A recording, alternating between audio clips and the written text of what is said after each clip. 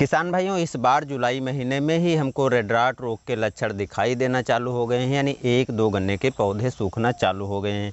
जैसा कि आप जानते हैं कि इस रोग को कैंसर रोग भी कहा जाता है, तो इस पर वैसे तो 100% बचाव कर पाना काफ़ी मुश्किल है, लेकिन फिर भी आज के जो हम उपाय बता रहे हैं और इन उपायों को और सही तरीके से करते हैं तो आसानी से इस रोग पर 80 से 90% तक आप बचा सकते हैं। तो जो गन्ने की सूखने की समस्या है उसको काफ़ी हद तक यदि आप बचा लेंगे तब भी आपका फ़ायदा हो जाएगा। तो वीडियो शुरू से अंत तक देखना। एक प्रश्न हम पूछेंगे जो वीडियो में बताई गई जानकारी पर आधारित है, उसका जवाब आप ज़रूर दीजिएगा। तो चलिए दोस्तों, वीडियो शुरू करते हैं। नमस्कार दोस्तों, मैं सतीश, आप देख रहे हैं STR खेती। चैनल पर नए हैं सब्सक्राइब करना मत भूलिएगा, बेल आइकन भी दबाइएगा, आने वाली वीडियो भी आपको देखने को मिलती रहेंगी। दोस्तों, जब भी आप खेत में जाएं और एक दो पौधे आपको खेत में इस प्रकार से सूखे हुए नज़र आएँ, यानी ऊपर से नीचे तक सूखे हुए दिखाई पड़े, या जड़ के कुछ हिस्से के ऊपर जो है जड़ दिखाई पड़े, यानी पौधे में कुछ हिस्से के ऊपर आपको जड़ दिखाई पड़ती है, पौधा इस प्रकार से पीला होकर सूख रहा है, तो आपको समझ जाना चाहिए कि ये रेड राट रोग के लक्षण दिखाई पड़ रहे हैं और रेड राट रोग की शुरुआत हो चुकी है।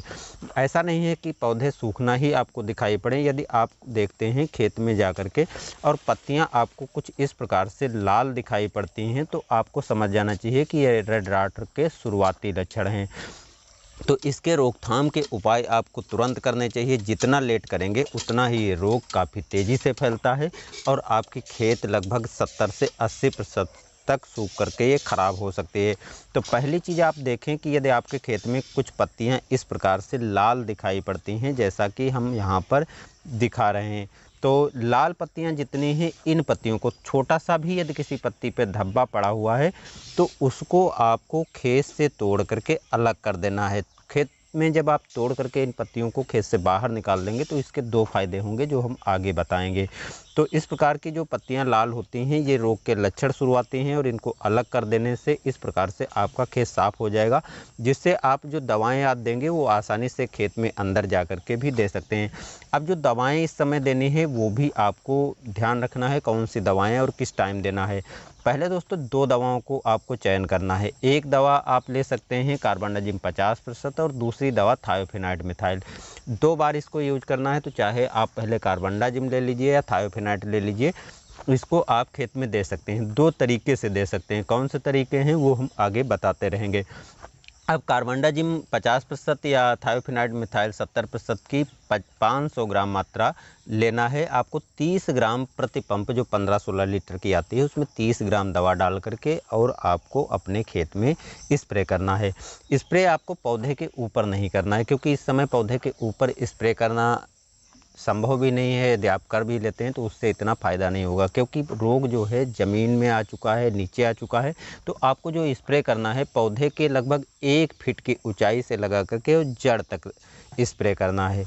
इस प्रकार से आप पूरे खेत में स्प्रे कर दीजिए और स्प्रे करने के बाद यदि खेत सूखा हुआ है तो उसमें पानी भर दीजिए और पानी भरने के 10 से 15 दिन के बाद आपको दूसरी दवा कार्बेंडाजिम 50% यदि आपने पहले दिया है तो दोबारा थायोफेनाइड मिथाइल 70% की 500 ग्राम मात्रा लेकर के ठीक इसी प्रकार से आपको दोबारा भी स्प्रे कर देना है।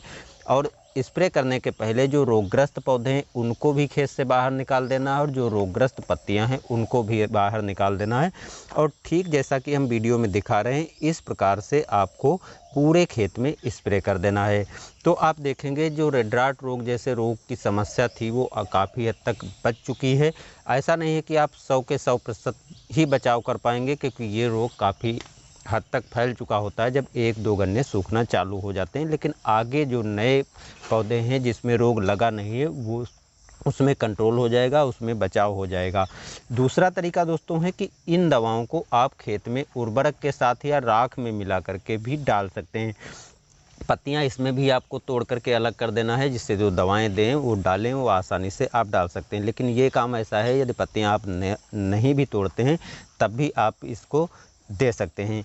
तो इसके लिए दोस्तों डोज आपको दोगुनी रखनी है। कार्बेंडाजिम या थायोफेनाइड मिथाइल जो भी दवा ले रहे हैं उसकी 1 किलोग्राम मात्रा लेकर के 30 से 35 किलोग्राम यूरिया में मिला लीजिए, या 1 बोरी राख में, आपको जो उपलों की राख होती है उसमें मिला करके और खेत में बिखेर देना है। बिखेरने के बाद आपको पानी भर देना है, लगभग 2 से 2.5 इंच तक पानी भर दें, जिससे जो ये दवा है जड़ों तक पौधे के आसानी से पहुंच सके और इस प्रकार से रोग पर आप बचाव कर पाएंगे। अब बारी है आज के सवाल की।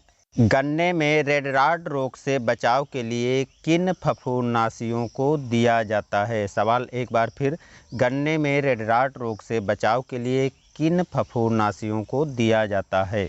ऐसे ही हमारे साथ बने रहिए, वीडियो को लाइक और शेयर ज़रूर कीजिएगा। मिलते हैं नए वीडियो में, धन्यवाद।